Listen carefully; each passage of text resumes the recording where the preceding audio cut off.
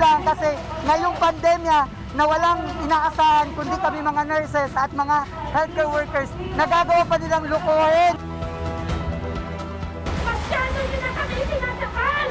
Masyado nyo na kami pinapahirapan! Secretary Duque! Magkaroon ka naman ng delikadesa!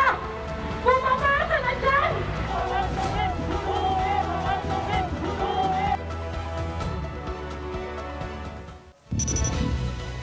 You saw hundreds of healthcare workers mobilize in front of the Health Department's main office in Manila. They are demanding that unpaid benefits be given to all healthcare workers. The timeline set by the President for the delivery of allowances expired on Tuesday. The protesters, clad in protective personal equipment or PPE, also called for the resignation of Health Secretary Francisco Duque. Duque is banking on the creation of a new law for the granting of hazard pays across all medical workers. Good evening, I'm Gretchen Ho. And I'm Robbie Alampay. You're watching The Big Story. Let's start with the second day of protests from medical frontliners as they have yet to receive their special risk allowances and other benefits. The Health Department says it has already asked for more SRA funds but cannot do anything for now to shoulder other allowances. Greg Gregorio has the story.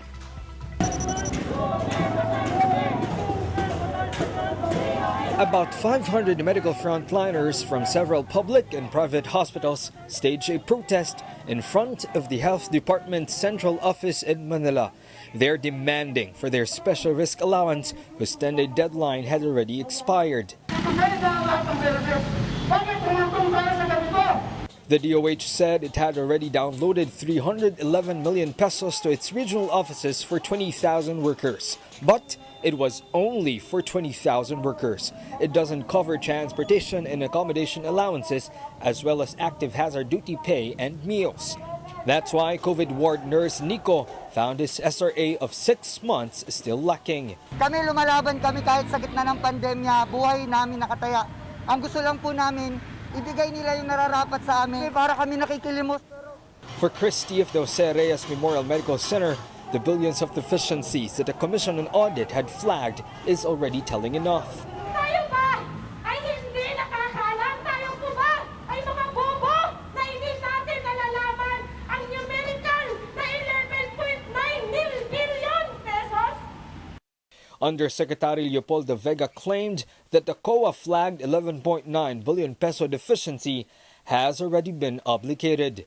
Ang karamihan yan, mga naggamit na sa pagbayad ng mga payables kasi karamihan yan sa mga operating units, hindi yan sa central office. Bayaran na yan at saka nagamit na by the first trimester na ng 2021.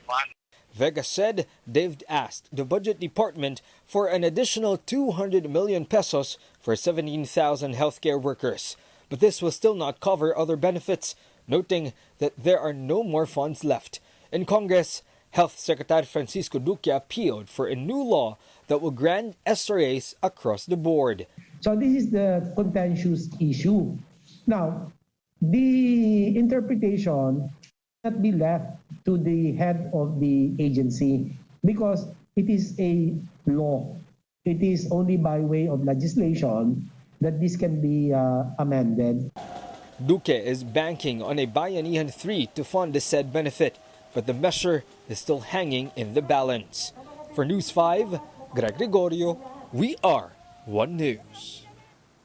And what's the next move of hospital groups in pushing for the delayed special benefits of medical frontliners? To answer that, we have with us Dr. Jose Rene De Grano, President of the Private Hospitals Association of the Philippines. Good evening, Dr. De Grano.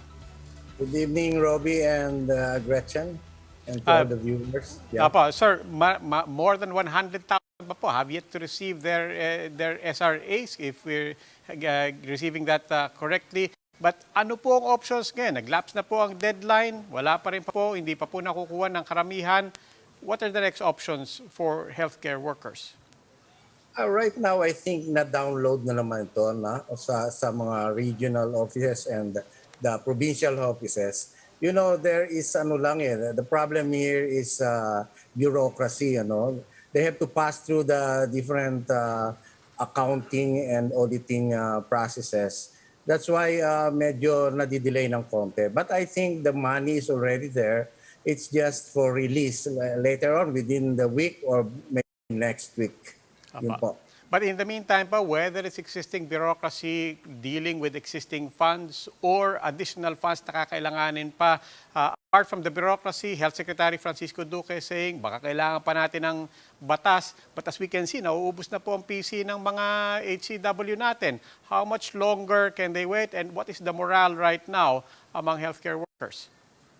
Well, they're still waiting for the SRA, of course. But then a lot of the healthcare workers, aside from the nurses, of course, want that they should be treated the same way. Dapat pare-pareho lang. Sabi nga nila, we are nilalanghap namin pareho-pareho lang hangin, and then we are exposed. Sabi nila na to the same virus. So I think it's just right na they should also be given the same SRA, not only the ones who are directly in contact.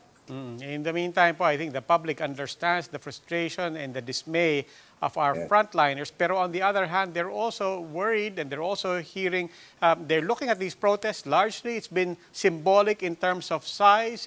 Also, we have to stress, wala naman pong pinaparelisa na services. But if things get worse or lalong mapahaba, I mean, how bad can these protests get and what assurances can we get from the frontliners and hospital groups? Well, yun naman po sinabi nila, they'll keep on working, they'll keep on managing the patients. Ito pong mga lumalabas ngayon na nagpo-protesta, yung mga nag-o-off po yan, hindi po nila hinahayaan na maparalisa or magkaroon ng problem in the management of our patients, especially the COVID patients. Okay, maraming salamat po. That was Dr. Jose Rene De Grano, President of the Private Hospitals Association of the Philippines. How many healthcare workers have received their SRA so far?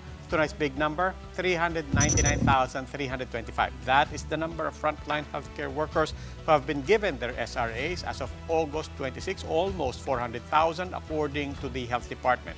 Undersecretary Leopoldo Vega says the allowances cover their work from January to June. The department has a pending request for an additional 200 million pesos to fund the SRA of more eligible health workers.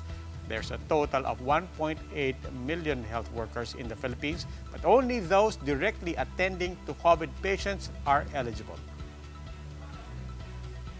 These are the other big stories tonight. Total COVID infections in the country breached the 2 million mark. The Octa Research Group sees new peaks in cases, with infections possibly hitting 25,000 in a single day. The IATF targets to vaccinate the general population by next month. And not only that, booster shots might soon be rolled out for healthcare workers. And Pharmally Pharmaceuticals bigwigs are wanted in Taiwan for financial crimes. A lawmaker asks, why is the government dealing with fugitives? These big stories after the break.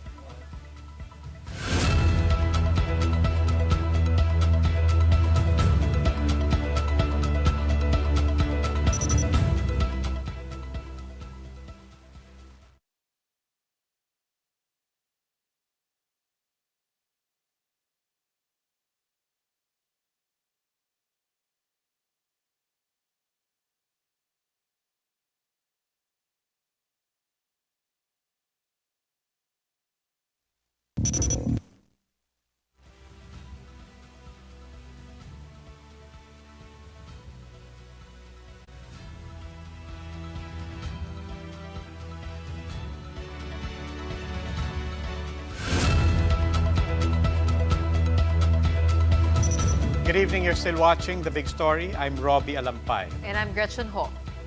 As more vaccines are expected to be delivered in the coming weeks, the government is confident that it can vaccinate the general population by October. The country may also be one step closer to rolling out booster shots for healthcare workers. JC Cosico has details. Ample vaccine supply by next month. This is what the government is banking on as it looks to open COVID-19 vaccinations to the general population by October. Among those expected to be included in the inoculations are vulnerable children with comorbidities. Yun po ang tinitingnan po namin na kailangan mag-open up po tayo ng additional sector para po di masaturate ang ating mga vaccine. Galvez said the country is expected to receive about 54.5 million doses of COVID-19 vaccines in the next 2 months. This will be equitably distributed to among regions, especially those with rising number of COVID-19 cases. Kasi nakita po natin na mataas na po ang ating vaccination rate dito po sa Metro Manila. Ang ginawa po natin ay nagkaroon po tayo ng equitable distribution based dun sa unvaccinated population. So far, around 33.7 million COVID-19 shots have been administered in the country.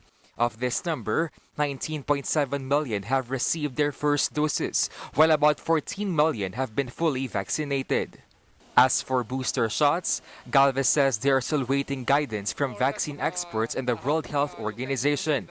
Galvez confirmed that Chinese drug firm Sinovac Biotech wants to donate 500,000 COVID-19 vaccine doses.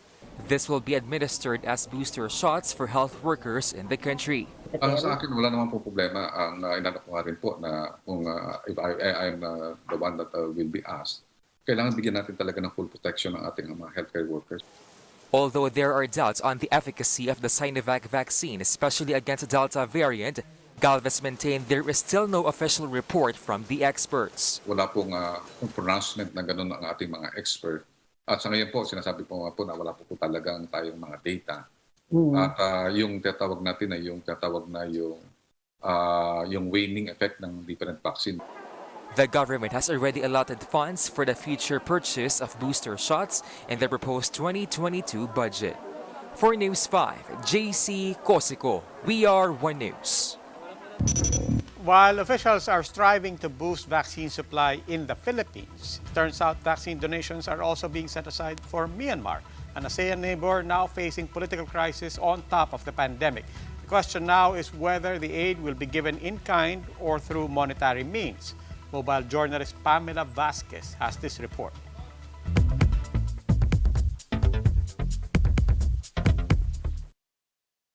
The Philippines has committed to donating vaccines to Myanmar. At least, that's what Foreign Secretary Teddy Boy Locsin told lawmakers at the DFA budget hearing. Among foreign donors, we alone spoke up to provide vaccines to Myanmar, which is under the triple scourge of dictatorship, repression, and the pandemic. A military coup earlier this year plus the COVID crisis have crippled Myanmar's economy. Locsin also said the assistance was placed under certain conditions. Vaccines will not be used to lure suspected critics of the junta. In short, vaccine followed by incarceration, jail after coming forward to be jailed. DFA spokesperson Assistant Secretary Ed Menyes clarified in a text message to One News that the Philippines won't be directly donating vaccines to Myanmar. Instead, it will provide monetary aid through an ASEAN Humanitarian Assistance Mechanism or AHA. It is not clear at this point how much money was committed. The issue raised concerns as the Philippines itself has challenges with vaccine supply. The semiconductor industry, for example, says hundreds of thousands of workers in the provinces are still waiting for their jobs. We'd like to see an acceleration of the vaccine delivery. As we know, NCR has been getting most of the vaccines, and for understandable reasons, right? But I think eventually, especially for Region 4A, where most of our companies are, we have something like 300,000 workers in Region 4A. The Philippines is a major exporter of electronic parts globally, but manufacturing operations have been hampered since last year because of the pandemic. I'm Pamela Vasquez and we are One News. As the country tries to speed up vaccination, cases have also seen a steady increase. Infections just today surpassed the 2 million mark. In today's case bulletin, 14,000 new cases have been recorded, bringing total infections to over 140,000.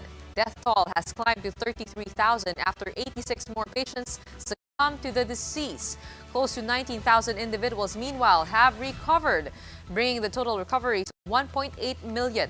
On Radyo 5, the Octa Research Group projected that this week will see yet another record 22,000 cases in a single day. By next week, Octa forecasts that new daily cases could reach as high as 25,000. And as infections continue to rise, government is now finalizing details on how to implement granular lockdowns. But one condominium in Muntinlupa has already been placed under hard lockdown after a number of residents tested positive for COVID-19. Jenny Dongon with the details.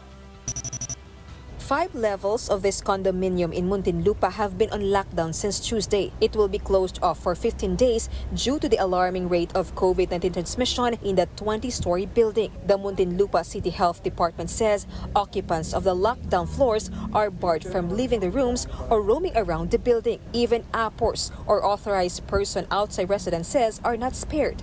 Definitely no moving in and out of the room. So may CCTV na naka install plus the security of every floor, and meron pa nga silang assistance na ibibigay dun sa mga rooms na may positive.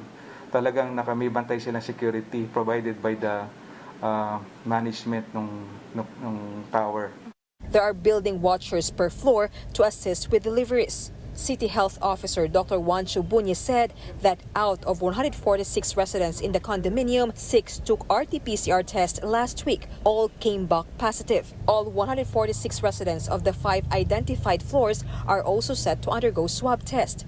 167 per 10,000 population. This is high kasi ang attack rate dapat 5% lang no? So we have to lock this down. The building affected by the lockdown also has residents belonging to high-risk groups, but the City Health Office admits some residents in the affected floors are resisting the lockdown measure. Ayaw nilang malaman din na sila ay positive or gusto lang nilang baka return to work, pero with this ELQ, it's a mandatory thing for them kasi under the executive order, lahat sila, they have to be subjected for test. While government now prefers granular lockdowns like this one, Interior Undersecretary Jonathan Malaya says there are other considerations like providing assistance to affected residents.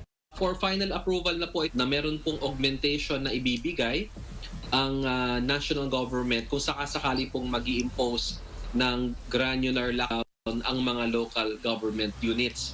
Ang tulong pong maibibigay natin is through the DSWD. For News 5, Jenny Dongon, PR1 News.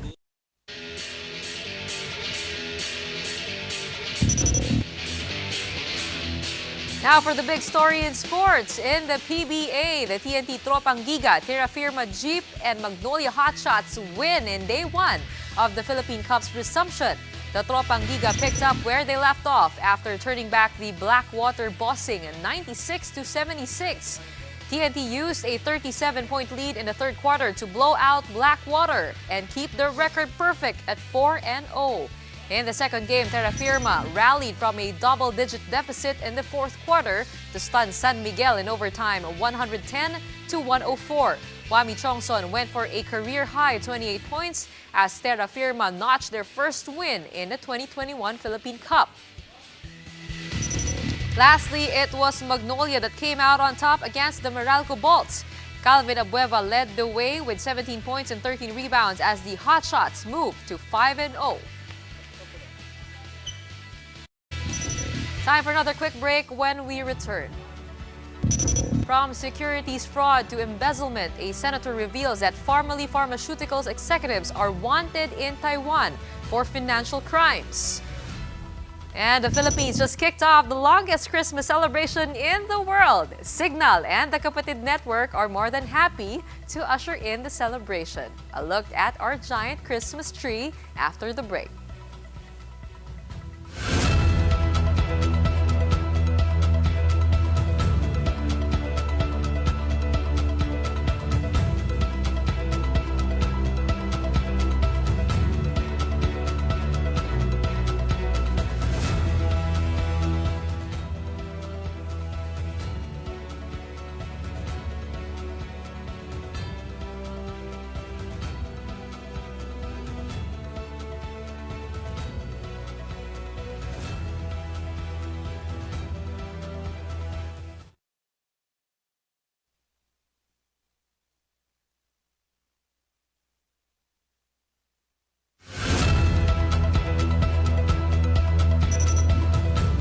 Good evening. You're still watching The Big Story. I'm Robbie Alampay. And I'm Gretchen Ho. It's not just a matter of procurement irregularities now. Pharmally is now being scrutinized with some of its top executives wanted in Taiwan. This was part of the findings released by Senator Risa Ontiveros, who is now insisting for more information on Yang and his links to the president. Mian Los Baños has details. The plot surrounding Pharmally Pharmaceutical is thickening. Not only did the small and relatively new company bag the largest pandemic contract of 8.7 billion pesos, its executives, including a business associate of former economic advisor Michael Yang, are wanted in Taiwan for financial crimes. Based on the information gathered by the Office of Senator Risa Ontiveros, Wang Wenlei, also known as Tony Wang, the chairman of Pharmally International Holdings, is wanted for securities fraud, stock manipulation, and embezzlement.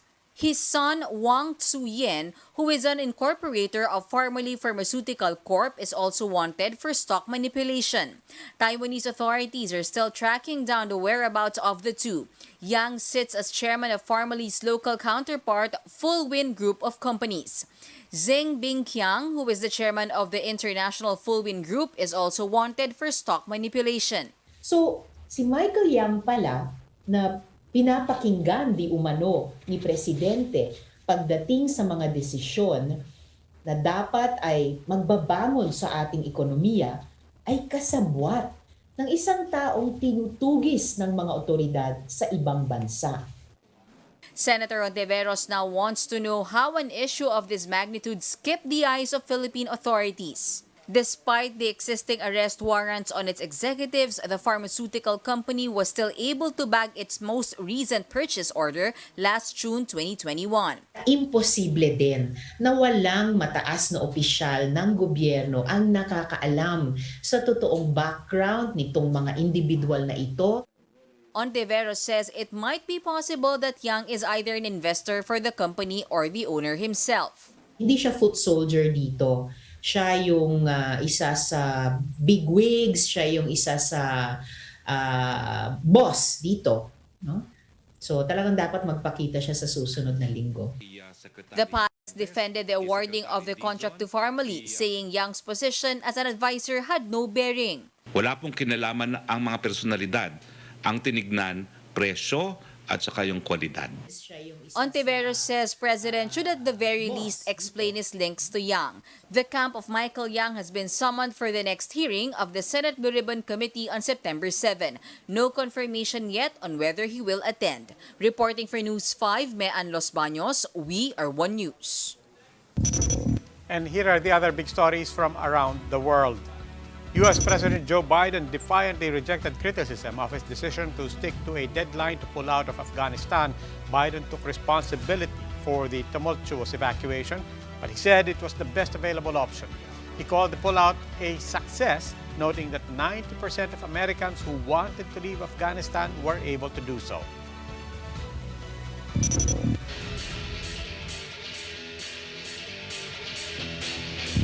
Another big story in sports. The Philippine Sports Commission will reward Olympian EJ Obiena 250,000 pesos for setting a new national record in pole vaulting.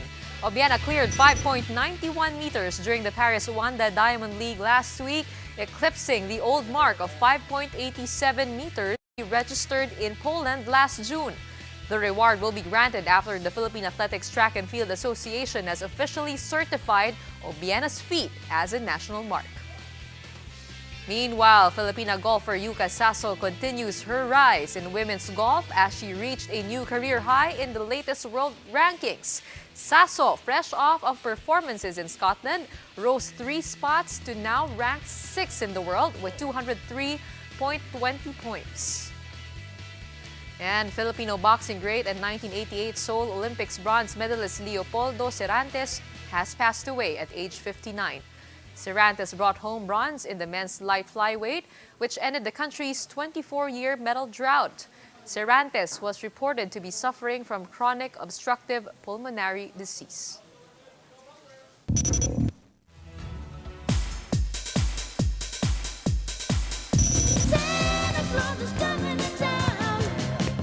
The Burr months signify the start of the Christmas season in the country. TV5 and Cignal have put up a 15-foot Christmas tree just outside its office in Mandaluyong. This year's theme is Atin ang Paskong Ito, Kapatid, which aims to send a message of hope to everybody during these trying times. 5,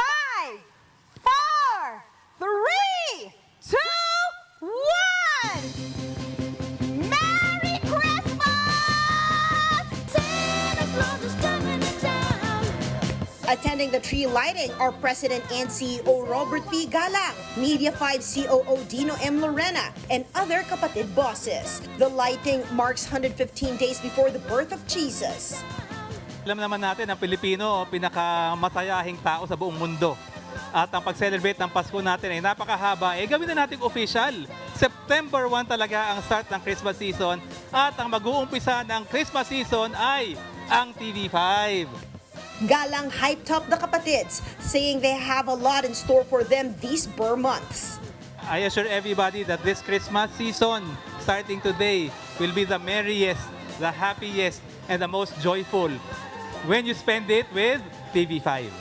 Those who are passing by Reliance Street may admire the kapatid Christmas tree from a safe distance. For News 5, MJ Marfori, we are One News.